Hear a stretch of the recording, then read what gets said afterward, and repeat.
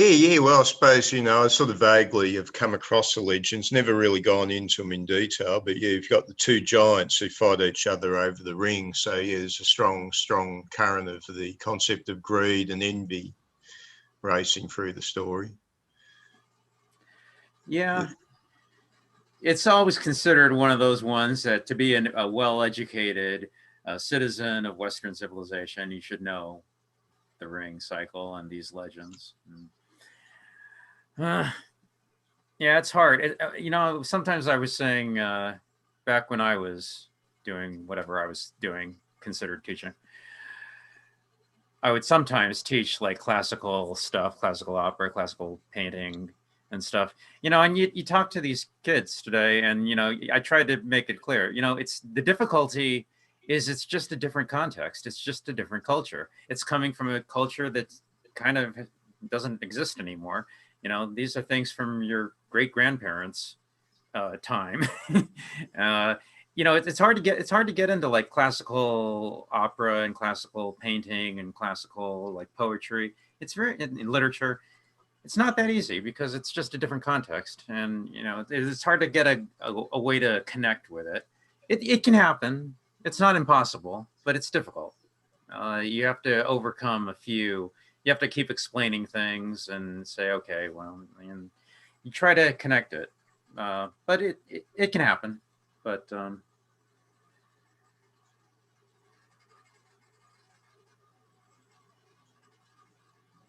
yeah, this is one of the ones that everybody should at least have a passing familiarity with.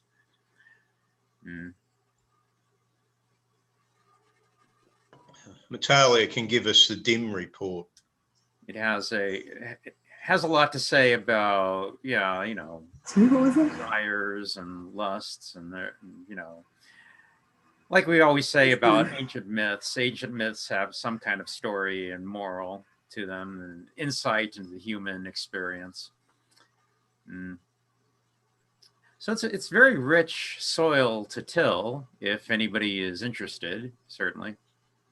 Yeah, I don't even know the basis of it. I know that the legend of Siegfried is also found in the Norse sagas, as well as the I think the Germanic legends. There was a few Germanic legends which sort of came from the Holy Roman Empire, so they were German, but you have the same stories in the Norse mythology as well, or some very similar stories. Yeah, that is interesting. When you do look at the linear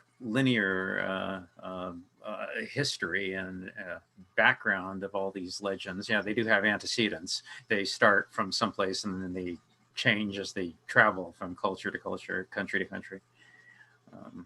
You see that a lot in like even religious myths. Even a lot of those stories, have antecedents. And they repeat as well.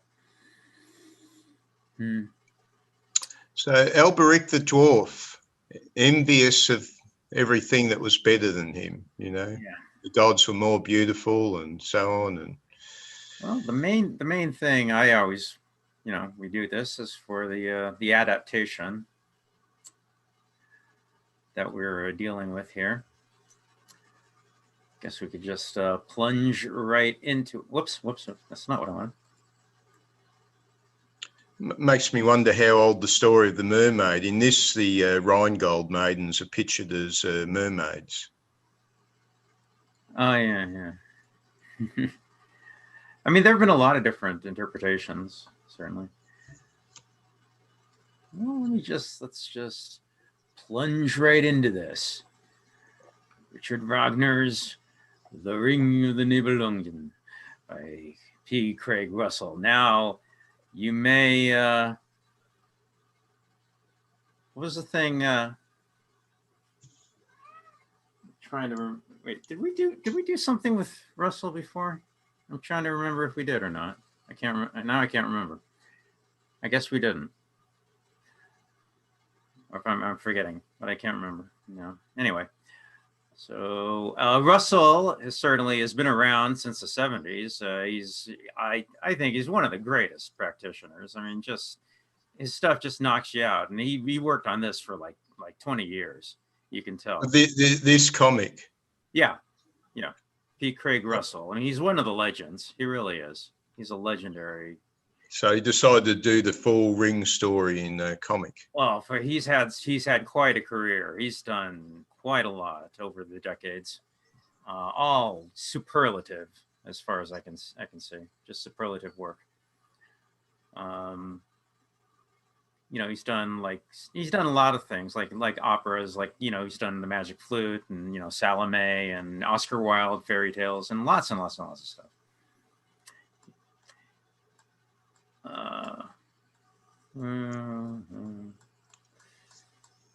I mean, just very ornate, very lush, very, as you can tell from the artwork.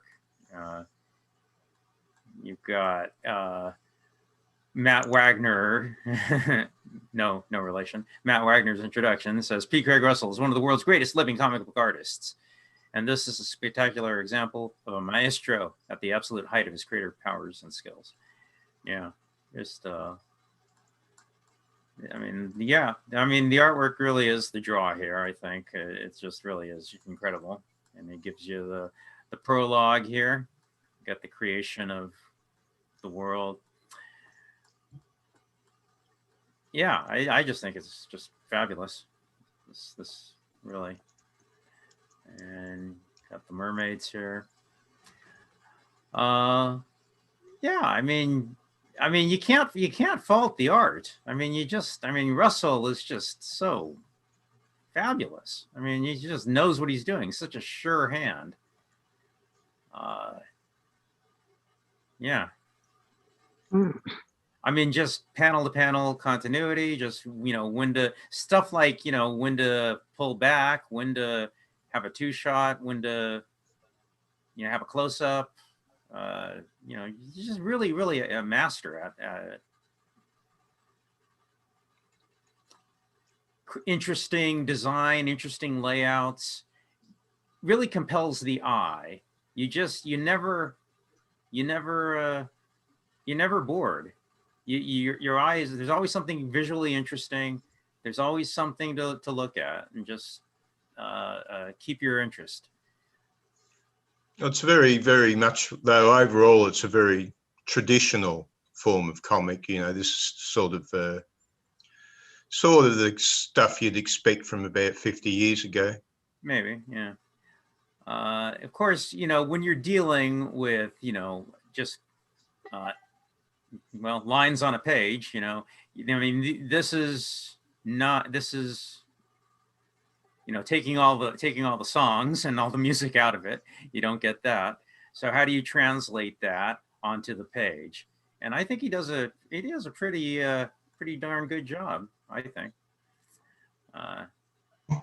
It's compelling. It keeps your interest up, just narratively. You've got the narrative. It gets the story across. It gets the major points of every step of the way.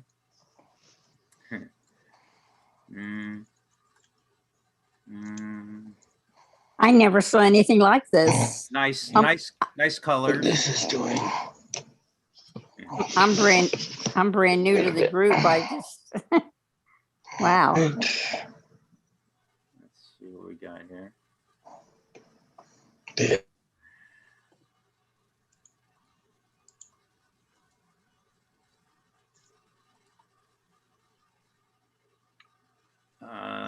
So Alberic has decided to come in person. Maybe. It's very creative. It's very. He doesn't just give you the standard 6-panel grid. It's just not a grid. It gives he's playful. He gives you just tiny little moments when you need to focus on something, and gives you great grand vistas when that's necessary. He just really pulls you in. It's very it's magical. It's a fantasy after all. So he just just such wonderful artwork, really, I think, and perfect fealty and faithfulness to the source material. I mean, he's being very respectful to the story, and he's just presenting it exactly as intended. Just giving it to you straight. There's no, modern day irony here. There's no sarcasm. It's just a straight telling of the tale. So I only see a black screen at the moment. The comic has disappeared. Oh, you don't? No, it says I'm sharing. Really? Okay. How about this? Yeah. Who else sees just black screen? Let me try that again. Yes. No. Oh yeah. Now I'm. Oh, it's sort of. Oh yeah. That's good. Yeah. Yeah. We're All good. right.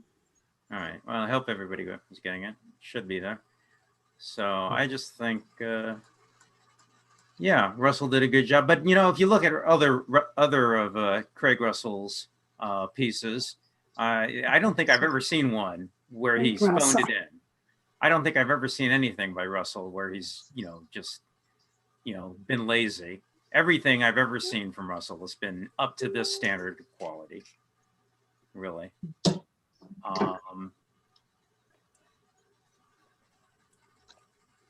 Well, the interesting thing, of course, is so much of the story centres on the social undesirable. That was his whole problem. The sirens, the mermaids, the daughters of the Rhine, whatever they were, they were the sorority chicks of the time, and yeah, they gave him a hard time. So we. Yeah, I mean, it's the human experience, the human tragedy. We can all relate to being rejected and being the outsider. Of course, these are all age-old human conundrums, and who among us has escaped them? Of course. Yeah, but that's why these tales are so enduring, that they live on like this. And so yeah, a lot is involved. He spent a lot of time portraying the Rhinegold maidens. Mm-hmm. I mean, you'd think it would be a difficult story to adapt into a comic, and it kind of is. I mean, you don't get the music, you don't get the songs. You just gotta figure out a way to get across what the plot points are. So what do we got for Freya there? They've sort of combined the Injun in the Norse mythology was the goddess who took care of the apples of youth, or the golden apples of youth. Yeah, that's right. But they've combined that with Freya, the goddess of beauty. Oh, okay. Yeah, you could have to go into like the specific, but every time you read like one particular version of these old myths, they're always different. And some traditions have it some way, and then another interpretation has it something different. So they're always kind of changing. I always love a panel-to-panel continuity like that, where you see the continuous background in the back, but the characters are moving as they cross through time, and you see the characters closing in on, approaching the camera, and you see the panels subdividing the larger image of which you see in the background. I always like that effect. It's always interesting to me. Every panel. That reminds me very much of the Flash Gordons. Yeah, you'd see it. Or Buck Rogers or something like that had a fair bit of that. Alex Raymond, yeah. Alex Raymond might have started that, actually. As Wally Wood once said, silhouettes are always effective. If you can't do anything else, go with a silhouette. That's always effective. It's always dramatic. There you go. Yeah, silhouettes. Yeah, I think Russell was paying attention when Wally Wood said that. Always go for silhouettes. It's always injects more drama, more ominous danger. Here you have the giants. Yeah. David, I'm only seeing us. The what? I'm not seeing the cartoon. I wonder what's wrong. I'm only seeing us. Is everybody else seeing it? Okay, I'm going to share it again. How about that? So Got no. it. Oh, you You do. got it. Okay. Thank you. Okay. Well, I hope it's getting across from the Yeah. the recording because I don't see anything else. It's Well, incredible. so yeah, yep. There was one time a few months ago where I was sharing the wrong thing, and I went on for like 20 minutes, and there were a lot of people in the room, and nobody said anything. If you're not seeing anything, or if it looks like I'm sharing the wrong thing, somebody say something. I didn't know that until I looked at the recording later. Yeah. So now we're moving on from the straight gods to the god who wasn't quite so straight. Logi, I'm guessing that's a variation on Loki. Yeah. Logi meant fire. So they're portraying him strongly as the element of the fire god. In the Norse mythology, they're not entirely sure whether Logi was the same as Loki, but perhaps they were. Okay. Well, yeah, remarkably similar name, anyway.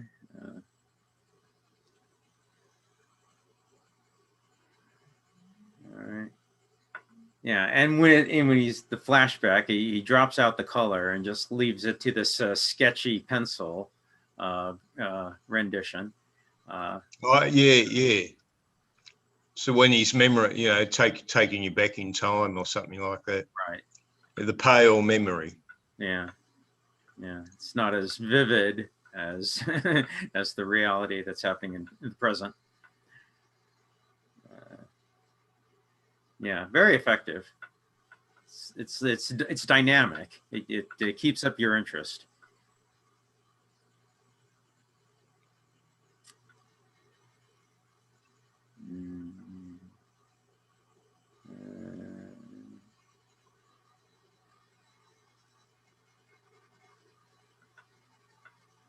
Yeah, very, very masterful, done with like the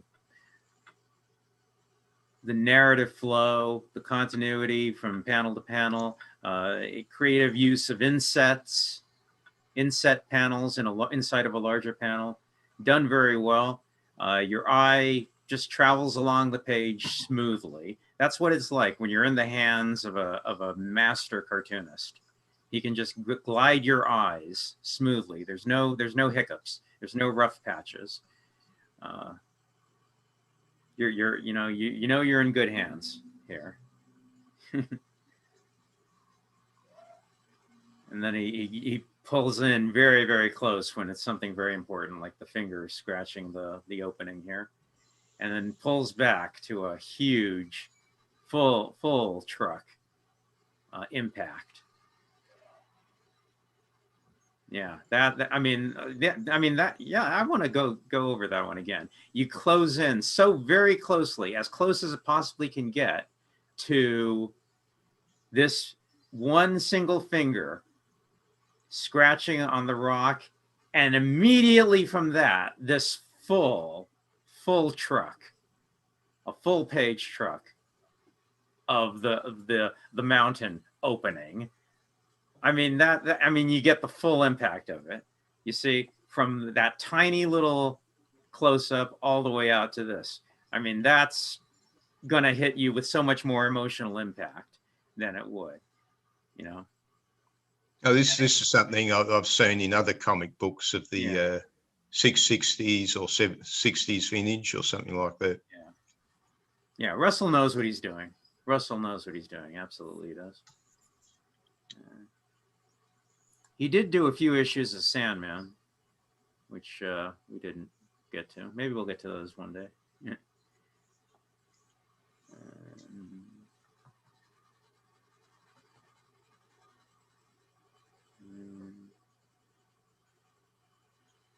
I like that one where at the bottom of it you see as they pass away into their journey.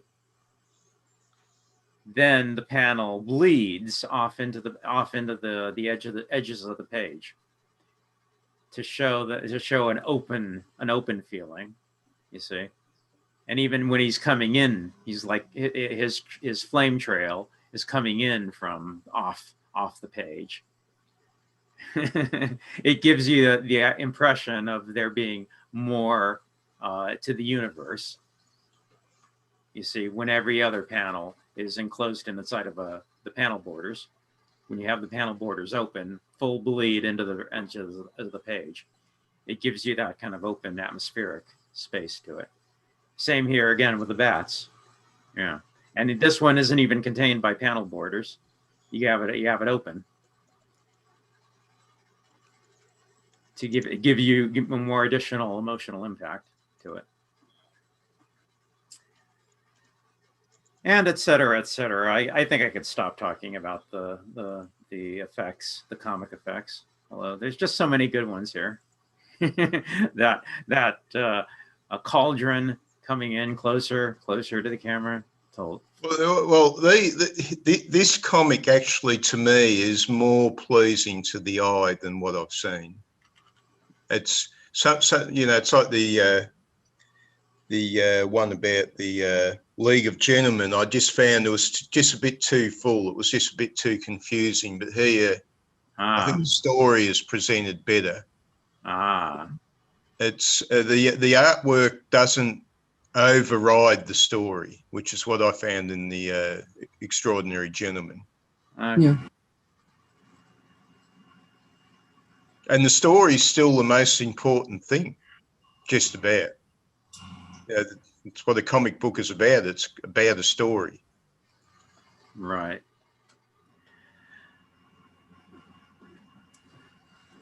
Yeah, okay. So I guess you're saying there's a good, decent balance here in terms of story and art, which is an ideal situation, certainly.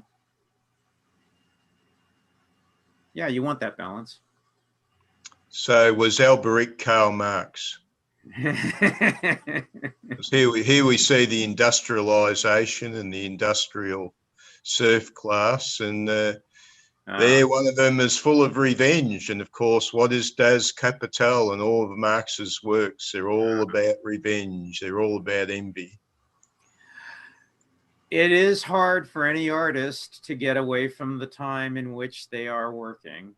And yeah, certainly Wagner was a product of his time, and I'm sure. And the ring is the power that reduces them all to slaves. Okay. Oh, that's the thing, that Alberic, when he had the ring on his finger, was able to command all the other dwarf beings. Yeah, to be sure. You certainly do see that in Lord of the Rings as well. I was reading about it on Wikipedia and said it was written back in the 1800s. I'm just wondering, was it written as a comic book back in the 1800s?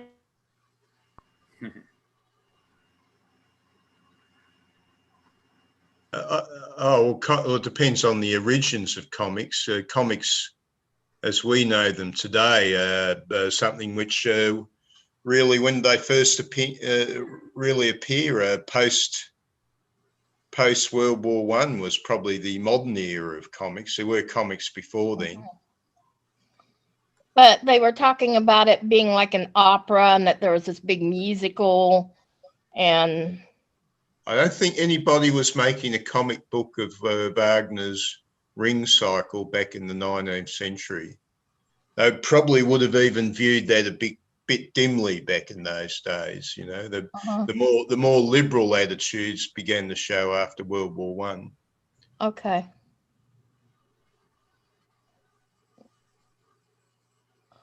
So this book that we have here, it's a comic book, but that's not what was written in the 1850s. And that was a different one. I mean, I looked up the title in Wiki, and that's what I got.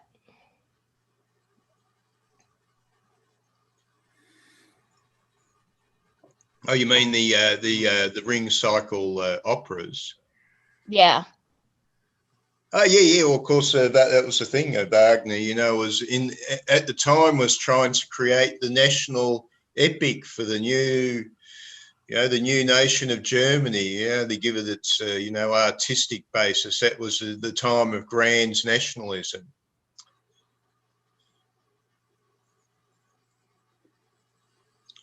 Until we got Adolf Hitler, the dwarf. He was enormously popular at the time. Enormously. I mean, it was just like one of the top in terms of German culture. So where would Nietzsche fit in? Would he be one of the gods or one of the dwarves? No, he had already written the libretti before he had met Nietzsche. So Nietzsche's at least 10 years behind the writing of the libretti. And he wrote the libretti, that is the words that we're now seeing, before he wrote the music. And he started with the end, well, what we consider to be the end, the Götter Dämmerung, or Twilight of the Gods. That was the first thing. That's his original idea for the drama with music. Then he felt that he needed some explanation as to just who Siegfried is. That's the hero. I mean, why does Hagen stab him in the back? So he writes the opera, the music drama, Siegfried, which is about his birth and origins and how he came into being. Then Wagner felt that there wasn't enough explanation, so now he writes the Valkyrie, Die Walküre, all right? And that's the one that most people who are into classical music and basically opera of classical music, that's the one which most opera people go to see because they feel that the text, you don't really need to know anything else what happened before or after. Just get to hear Brunhilde screaming at the top of her lungs. You get to hear the daughters of Wotan and the Earth Mother, Erda. You get to see the great drama, the love story between the twins, the incestual relationship. And still, he felt after writing that libretto, he needed to write an explanation for that. So that's what's Das Rheingold. Das Rheingold therefore explains where the curse comes from, where Alberic comes from, et cetera, et cetera, et cetera. Now, the whole time that he was writing all this backwards, he had leitmotifs, music themes running through his head. So he had these themes attached to certain events, certain people, certain acts, certain emotions in his head. But after he finishes Das Rheingold, and this is around 1850, 1855, 1860, he then starts to construct it as the opera with the music going with the words. Now, he's a criminal running around Europe trying to stay out of jail. And to make money, he would read the libretti to major classes of the aristocrats at salons. You said I don't know that much about Wagner. You're saying he spent a lot of his early years in extreme debt, did he? With the debtor's prison. He was trying to stay out of debtor's prison because if he went to debtor's prison, he would be captured by the police who wanted him as a insurrectionist, as a revolutionary. Because he was a rebel as well. Yes, as 1848 was the great revolutions that struck Europe trying to say no to Prince Metternich. So he was with a fellow named Bakunin, who was basically the Karl Marx at the time. He started the revolution in Dresden, where he was the musical conductor. But his idea of the revolution was different than what Bakunin had in mind. Bakunin wants to help the people. Wagner wanted all the people to revolt to put him in charge of all the arts. Now, they had to split company. Wagner basically went to Switzerland. That's basically where he began to hang out. And even though he's wanted, another individual is after him because he's seen some of his previous operas, like the Die Fliegende Hollander, which is the Flying Dutchman, Lohengrin, Tannhauser. The King of Bavaria, King Ludwig II, is in love with the music. He's even built an entire castle based on the acts of Tannhauser and Lohengrin. He sends his agents searching all of Europe to try to find him before the police. Now, luckily, Germany has not been united yet. Germany is these little principalities all over the place. So there's this problem of extradition, problems of jurisdiction, but the agents for Ludwig find him and they say, hello, it's your lucky day. We want you to come to Bavaria and we will take care of everything. We will pay for anything you want. You can set yourself up in our wonderful castle so you can write your music. Our Lord loves you. Wagner is totally can't believe this. He packs up and moves to Bavaria. And it's in that setting that he completes the music and the libretti all mixed together under the auspices of the castle. And I mean the castle. This is the castle that Walt Disney based the Disney Castle in California on. Okay? When you see all those movies, that castle has a very special name, which I cannot pronounce. It's a long German name. But lots of tourists go there. And when you walk in, you yourself will be blown away by the, what can I call them? The tapestries, the frescoes. It's a Wagnerian paradise. And he put them up for years. And he didn't care about the money because he loved that Teutonic ancient mythology. Okay? And he identified himself with one of the characters. What would it have been like to have lived at that time? Right. Now, remember, living in a complete fantasy world, it would have been absolutely magnificent. So he went from absolute poverty to living like the ultimate richest lords for years. And it was Ludwig who put up the money for the building. I assume Wagner gradually moved away from his socialist leanings, did he? Oh, yeah, that's the great one about it. You got to understand, it's the most great ironies of all time. It's Wagnerian socialism, which means it's all for him.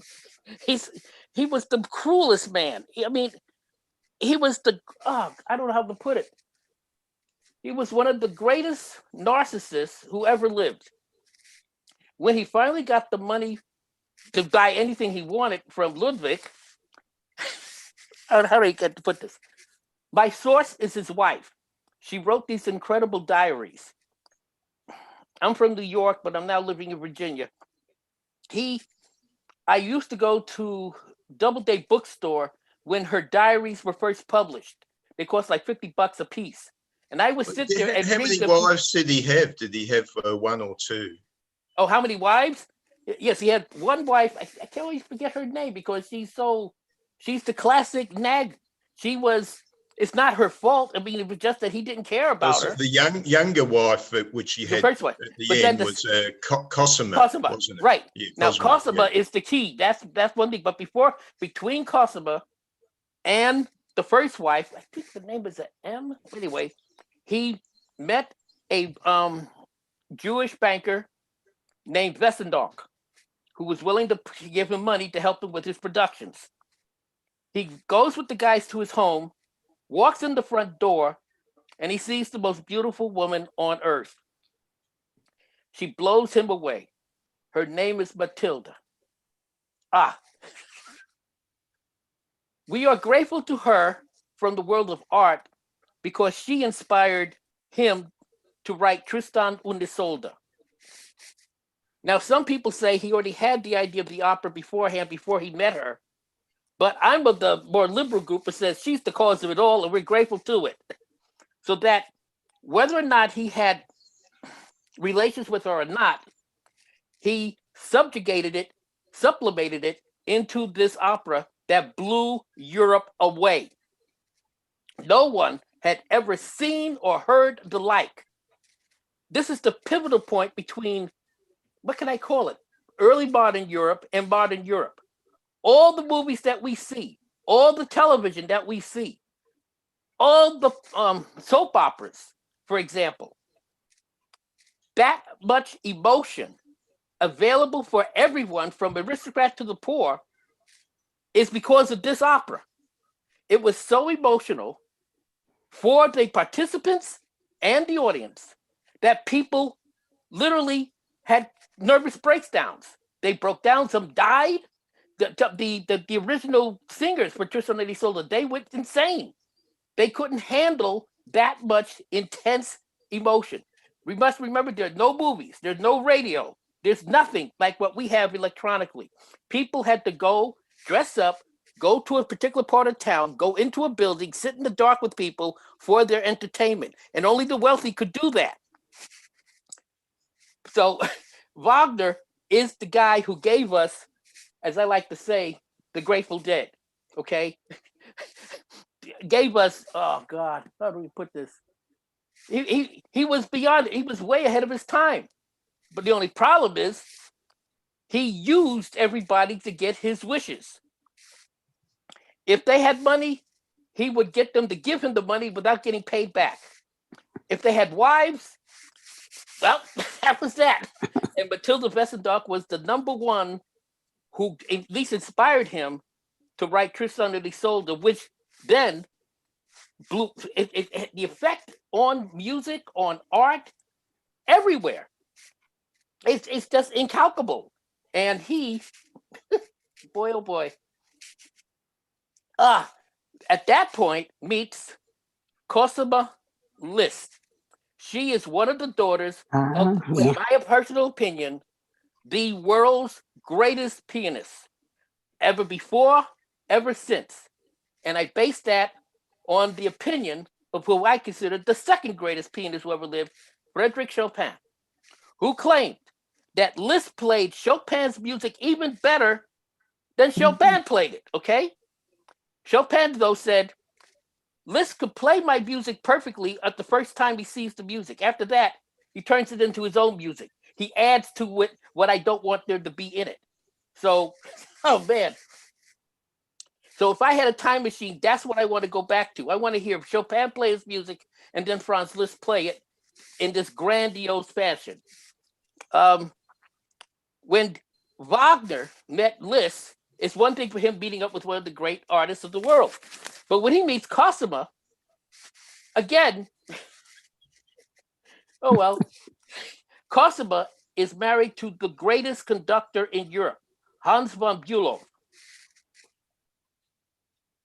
There are cartoons you can look up, caricatures of that relationship of the three of them. That's all I will say in reference to that for you to see, because his relationship with Cosima, while she was married to Hans von Bülow, was that she gave birth to at least one, probably two, of his children, girls.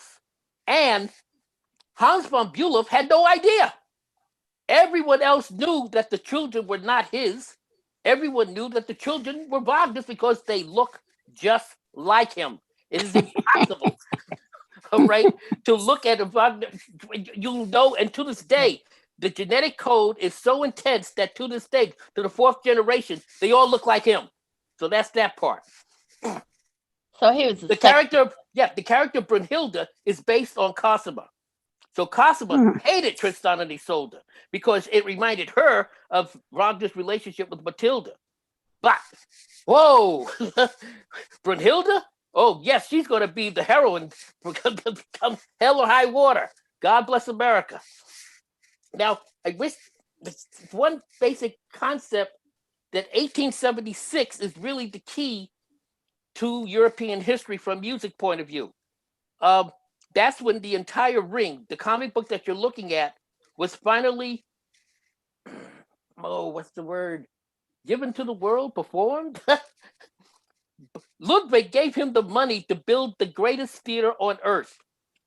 To this day, it is still the greatest theater on earth because it is designed for the sonics, for the sound to be absorbed by over 1,000 people. It is the only theater, to my knowledge, where he put the orchestra in a shed. There's a board that covers the orchestra so that you can't see them, so that the light doesn't blend into the darkness, and you're able to hear the singers while 150 men in the orchestra are blasting their music, which I love. That was 1876. The Kaiser of Germany, let me see, 1876, right. This is 6 years after the Franco-Prussian War. Germany is coming to being. Wilhelm I, the King of Prussia, has become the Emperor of Germany. And everybody who is anybody, England, France, Germany, Austria, Russia, they all came for the premiere of the festival in 1876. Usually classical music is performed from September, through the winter into the early spring.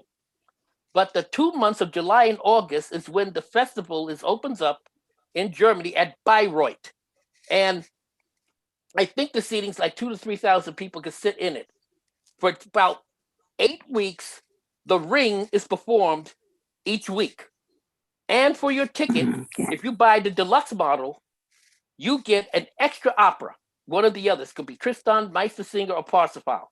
And that's added to your experience. You go, oh, now this is a lot of money.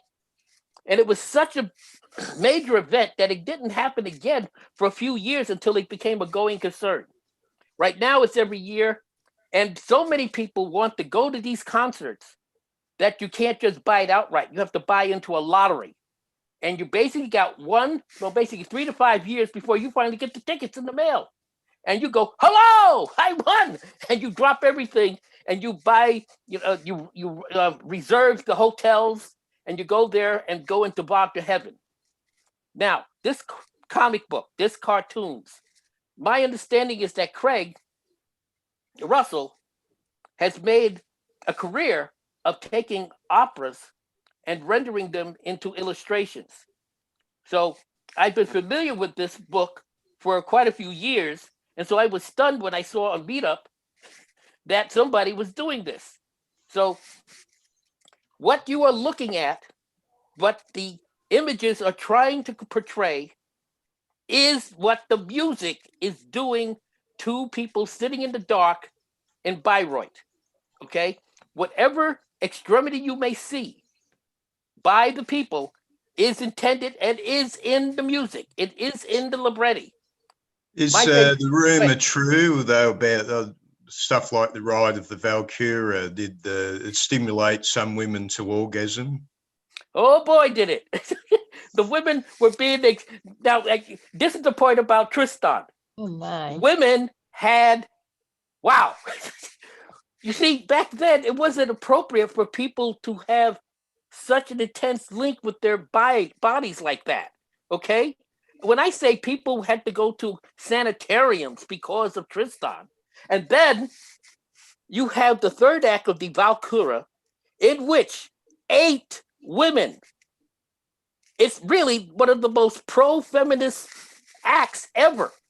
Okay? It had to go into the 20th century before men adopted it, so that now people think of it as a massive of exuberance of masculinity. But it's femininity. It's the ultimate. These are Amazons riding on horses who pick up the dead warriors of Teutonic mythology and bring them to Asgard, to Valhalla, to help Wotan fight at the end of the world with a Ragnarok. And you have to be the best, okay? And that music that Wagner created is irresistible. And most people know of it if they've ever seen the film Apocalypse Now. That's an interesting thing, but I noted that, for example, a lot of the silent era films and then the very early sound films, I think a lot of the silent era stuff was often done to a background of Wagnerian music or That's similar. true. And the very early sound films, I remember the Wagner tunes were still very popular in the 1930s. Yes. I cannot, to try to explain the influence of Wagner on culture in general is, well, anyway, there's a great book now by Alex Ross called Wagnerism, and he really nailed it. It's really the best single volume book on the entire phenomena. What I am saying, I assure you, is not an exaggeration. I am a Wagnerian. I have been a Wagnerian since about the age of 4 or 5. There was an old TV show called Candid Camera, put up by Alan Font. I remember the title, yeah. Good. And he had a certain episode about 10 minutes in length in which he had little children like 3, 4, 5 years of age, boys and girls, one at a time, holding a balloon. But the point to it, all the children love the balloon, but someone off stage would take a pin and bust the balloon in front of the child. And sometimes the child went happy, and other times the child was sad and cried. So the humor was watching the child's expression losing the balloon.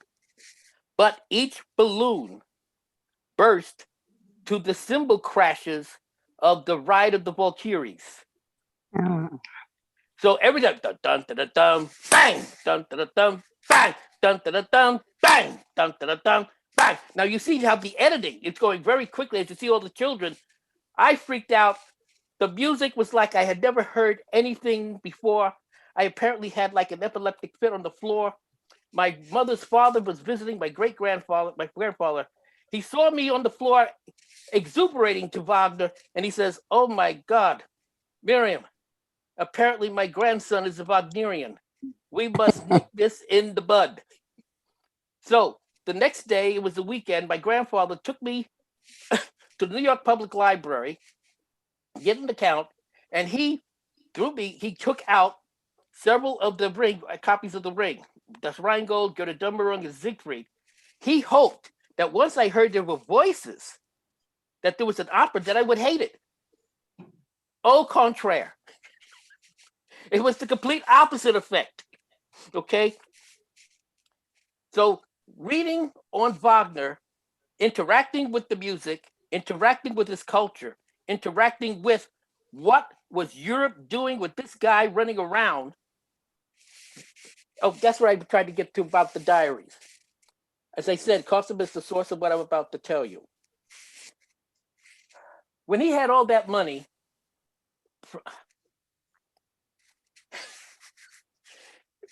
he wore silk underwear to the end of his days. He wore silk pajamas and velvet clothing from approximately 1870 to his death in the early 1890s. He never let any other type of cloth touch his skin. And I see he's finally slid into Oriental degeneracy, has he? You got it. And that word is called decadence. That's excellent, because he represents decadence from the high level of music and culture of the classical period. Decadence is that he is saying, I am no longer going to listen to old music. I am creating new music. We are going to bust the bounds of what we can do, the length of our music, and harmony, chromaticism. And all of this I see in the comic book. Okay. In each page, how would you compare, say, Wagner with Grieg? I'm not too sure who annotated who. Okay. Or I think there was Holst as well. He was another sort of very of these late romantics. Right. All of them are the second and third generation behind Wagner. Okay. Wagner's influence on music is, I just can't. Okay. One of the people is a great composer named César Franck.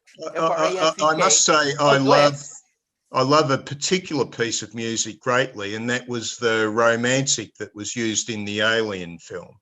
Yes. Oh, yes. There's a very, very sort of maritime feeling about quite a few of these late romantic pieces. Yes.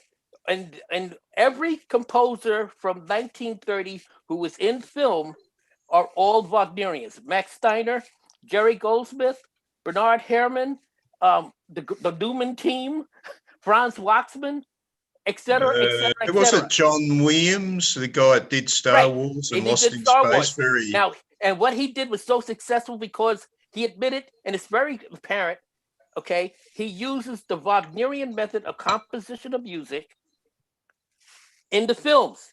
If you see Luke Skywalker walking by, da, da, da, da, da, da, da, then the moment he appears, Williams gives us his tone.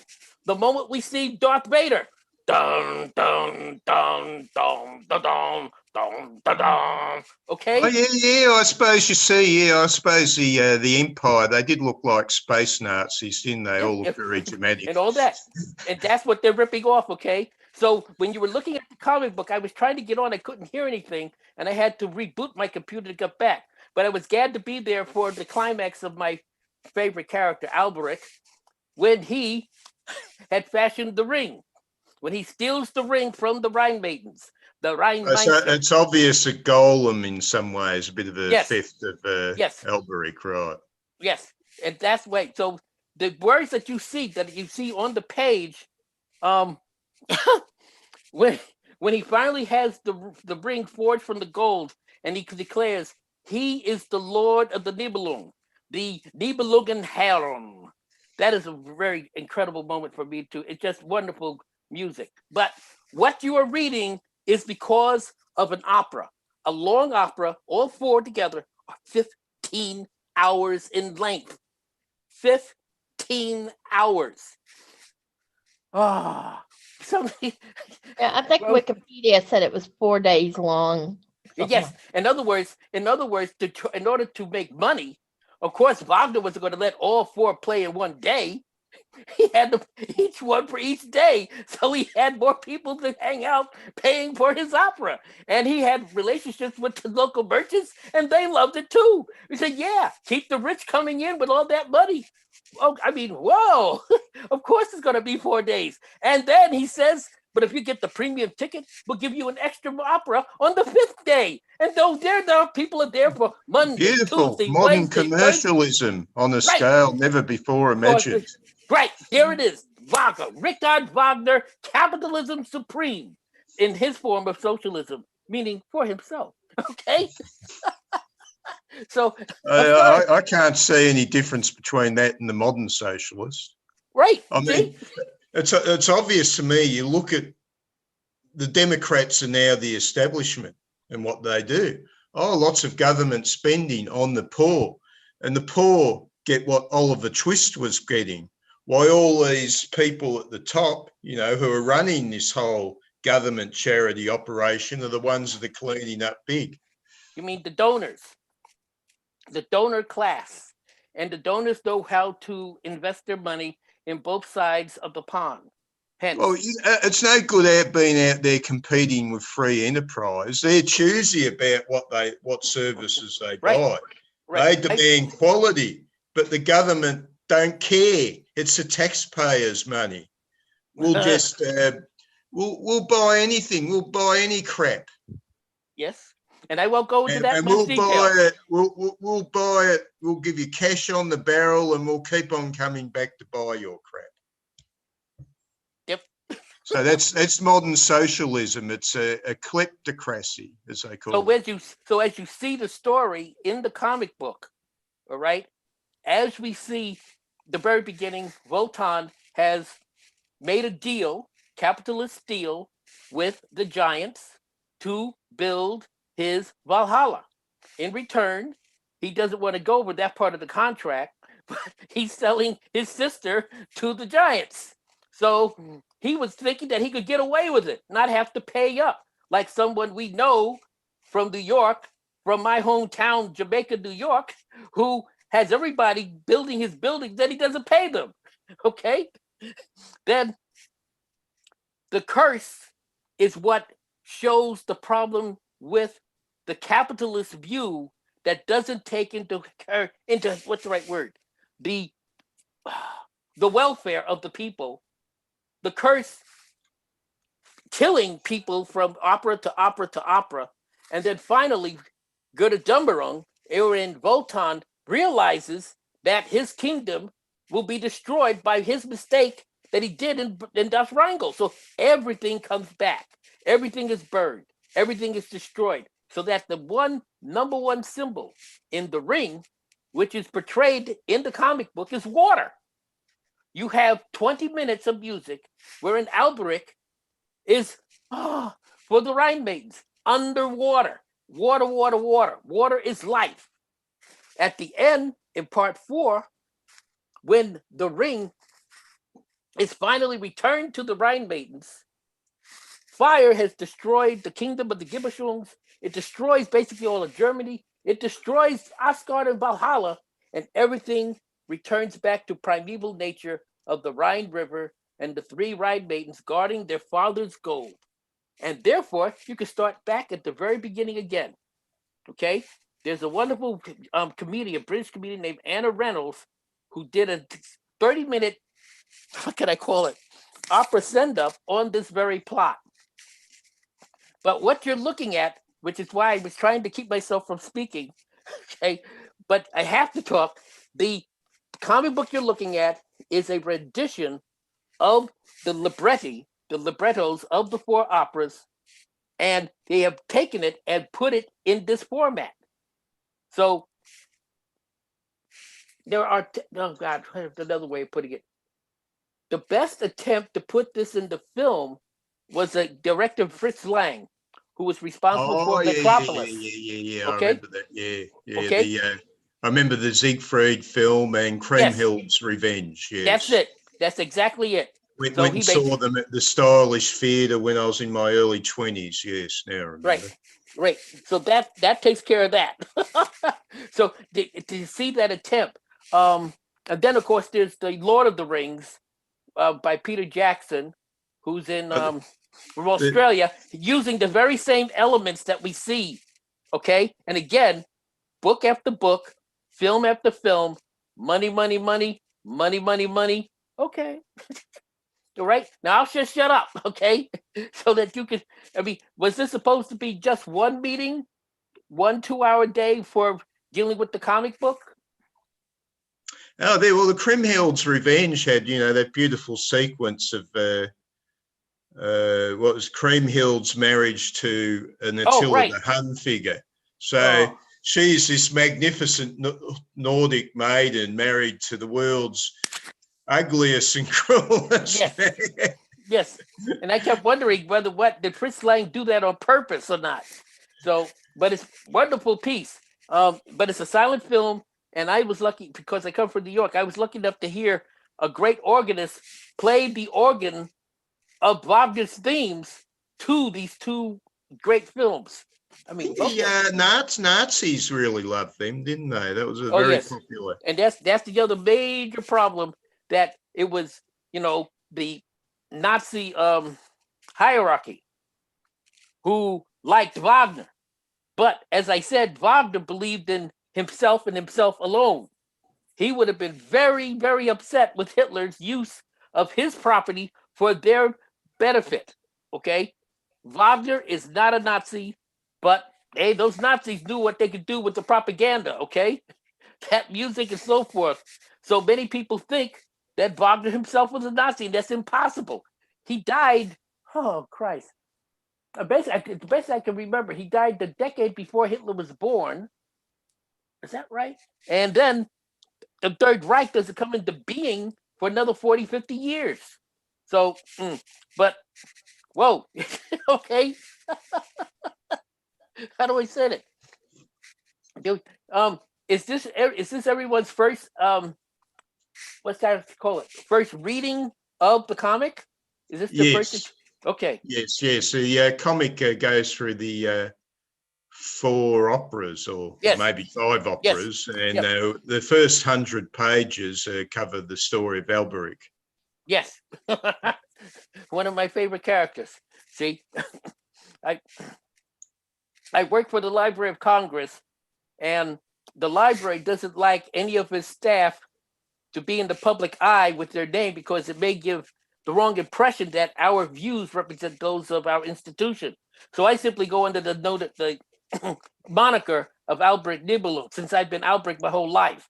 And whenever I'm with a group of Wagnerians, and I should point this out, those of us who are born Wagnerians, that is, we react the moment we hear the music, we all relate to one or character out of The Ring or Parsifal. We all pick a character, and I have yet to meet a Wagnerian who hasn't picked some character that they identify with, men and women, okay?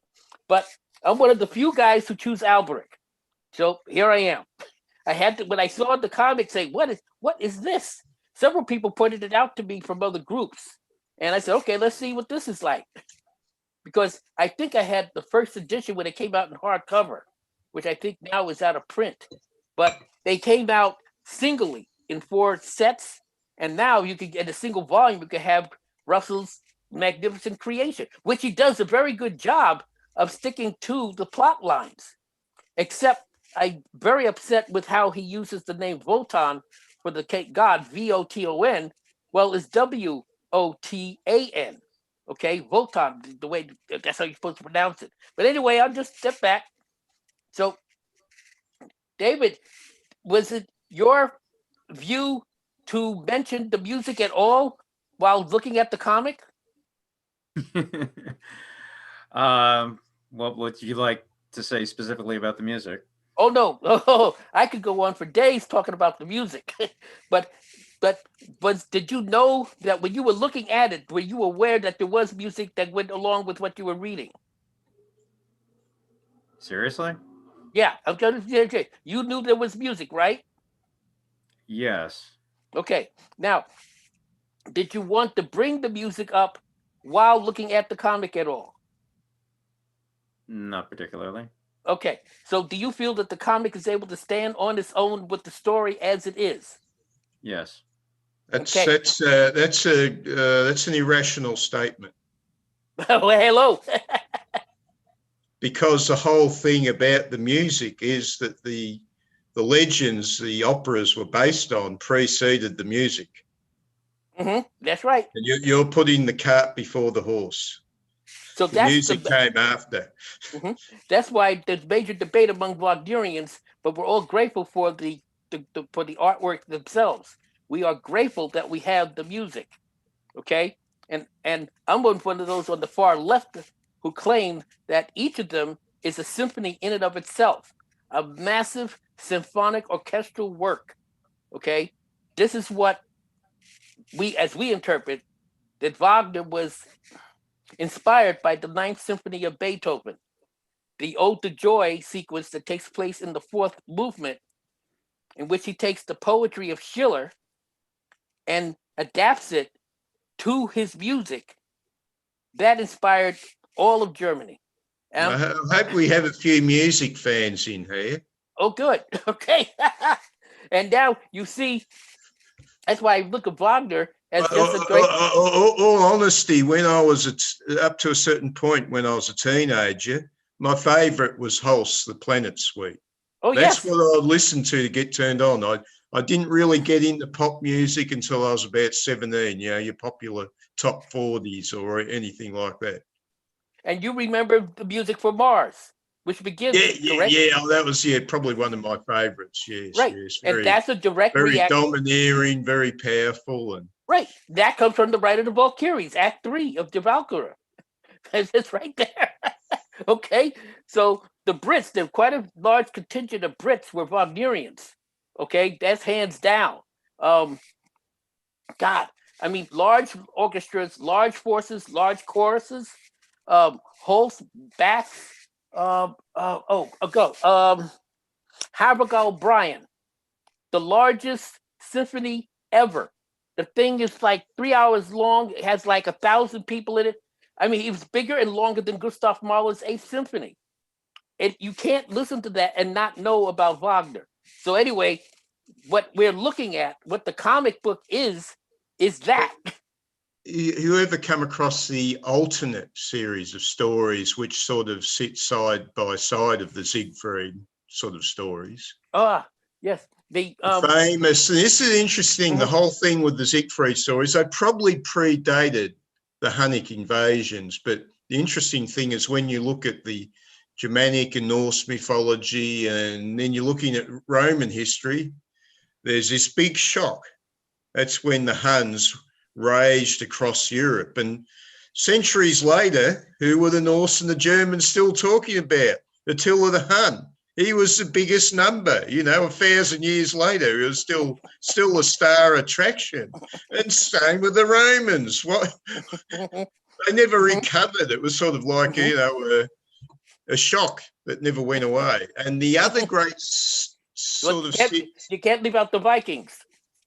You Yeah, got it? the saga of King Hydric the Wise, or the Havara saga, as they call it, was another aside, which is not found in the continental German. It's purely in the Norse. Now, this particular cycle was the major influence on, they claim, Tolkien, and also Michael Moorcock's Elric of Melniboné was very much influenced by this. Yes. So you've come across that one, have you? Oh yes. Oh yes. Yeah, that's one of the what can we put? Moorcock, right. Reading Moorcock is one thing, and then seeing Moorcock rendered into comics is something else. So when I found out that Russell had also done that, then I see, wow, this guy is all over the place. This guy is really getting after the epic, and I mean epic, view of literature, putting it in the form of comic books, available, what can I call them, graphic novels for people. Now, what's the right word? When I read, okay, when I read of Elric of Melniboné, and the other great hero that Moorcock created. Oh no, let me think. What is his name? The Claw. Oh, I don't want to have to do that. Yeah, this is a book. Yes. 1960. I found it in a bookshop when I was probably back in the 1980s, and paid an exorbitant amount for $30 in the 1980s. My God. But I realise now it was worth every penny just a few years ago. Back then I thought, oh, this is all full of that poetry crap.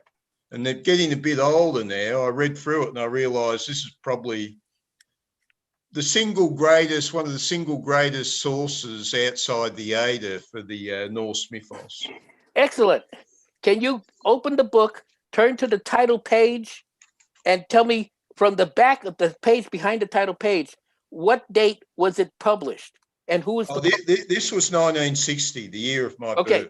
Okay. This was by Christopher Tolkien, who was pointing out the significance for them of the tale. Now, the evil item in this was the sword Tyrfing. Go ahead. Now, this is the interesting thing. Christopher Tolkien pointed out that this was probably one of the most significant legends because of this. This was the earliest legend where a very mysterious element appeared, which is commonplace in modern science fiction. Now, the thing is, no other mythology had done this until this tale, and that was that the sword, the evil magic sword, which, when possessed by its owner, turned them to destroy the others around them and eventually destroy the owner, becomes the lead figure of the story. That's a sword which is passed from owner to owner. And it's from the sword that, so this is very much where Moorcock got his the sword, Stormbreaker. Yes.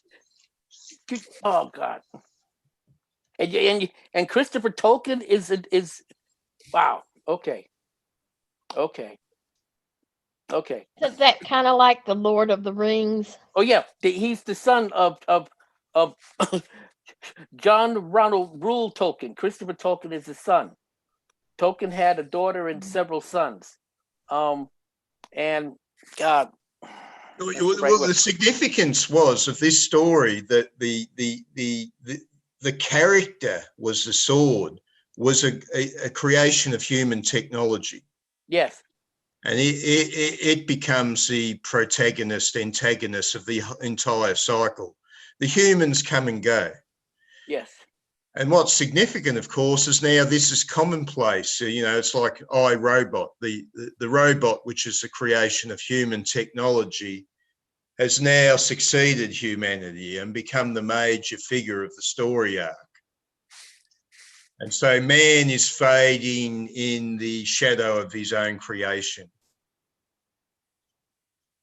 But yeah, this was the first tale, they reckon, in any mythology which had this element.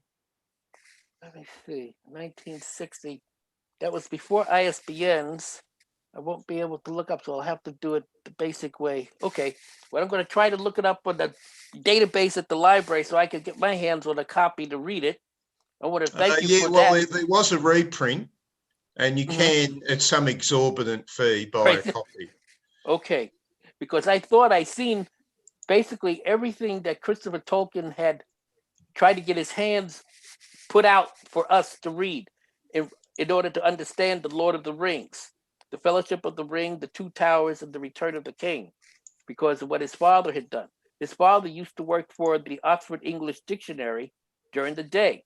And when he came home, he would get back to his writing his mythology called the Silmarillion. And his daughter would ask him, "What are you doing, Daddy?" And he said, "I'm doing this work, my poem." But she would say, "We want you to share your poem with us. What are you doing?" So he sat down with his daughter and began the story of the Hobbit. Now, we really don't know what he said to her, but when he finished that initial entry, he gets back into his office and he sits down and writes, "In a hole in the ground, there lived the Hobbit." So when his children were very young, he wrote The Hobbit and he built it up and simply told those tales to them as their children. As they grew older, they wanted greater pieces, more adult aspects of his work. So, Well, there's your link there. That's the yeah. Oh, the great. Havara saga. So you can Thank you. find the Wait, Wikipedia reference to it. right. So if I get into the chat, then I'll be You able to. can get a copy of one of the hardcovers on Amazon, supposedly. Okay. Okay. But the entire book is Old Norse on one side and the English translation by Christopher Tolkien on the other. Okay. And this one. Okay. Good. Excellent. It features, of course, it's probably one of the major Norse features of the warrior maiden, who they give the name Havara, Yes. which couldn't have been her proper name because Havara simply means Sibyl of the army.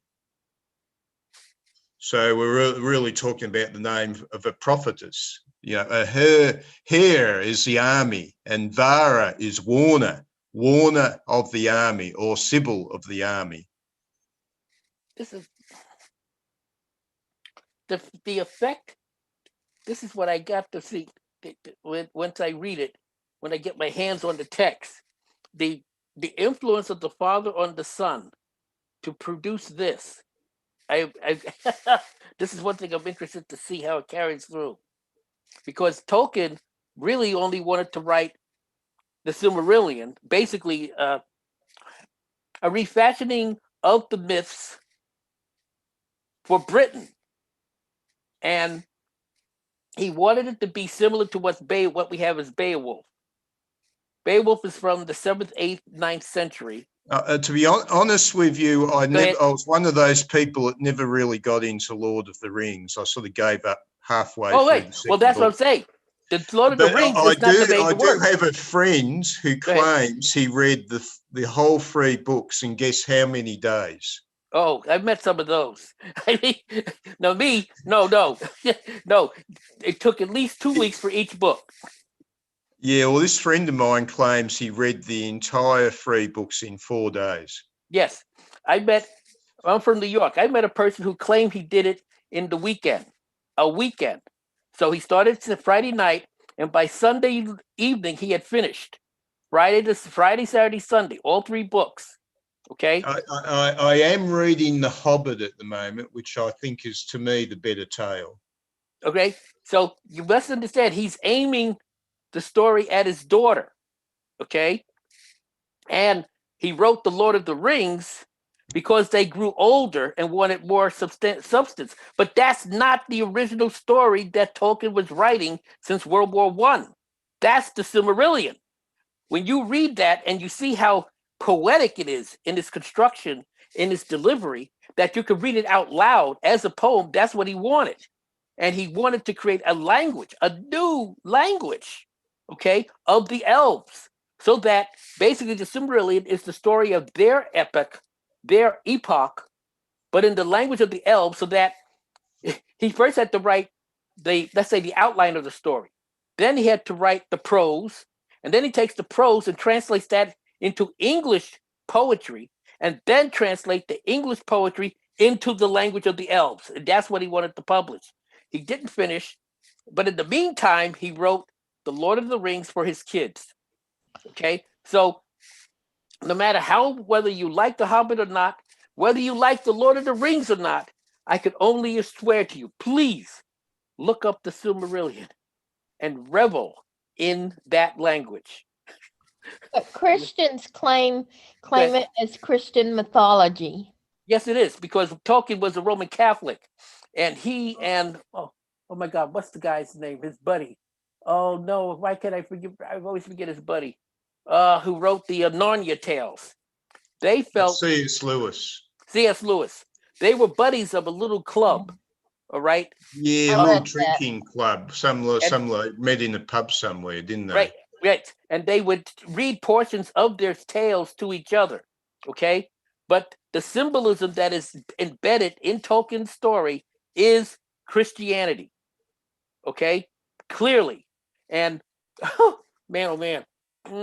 Basically using the Arthurian tales. And I wish to point out King Arthur was Jesus Christ with a sword. Okay. The whole point, when you go back to Malory and before, that's the King Arthur mythos, and Tolkien's relating to that.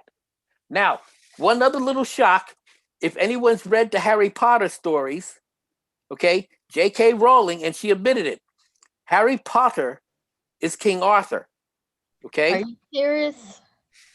So if you see the aspects of the swords, which are now magic wands, the magic, of course, oh brother, and the way the forces of evil assume the characterization as they do in the Arthurian mythos. So little Harry Potter is Arthur Pendragon, okay? So it's like obvious within like the first 50 pages of the first volume, but she meant it for adolescents, but she couldn't sell it. And her agent told her, well, you're going to have to break it up and add more for children, for kids less than 10 years of age. Eventually, we have all 7 books. That's how it really happened. And the text, the original text that J.K. Rowling wrote is apparently in a bank vault. It's going to be decades from now when their family releases that to the world, so we see the original form that she had in mind.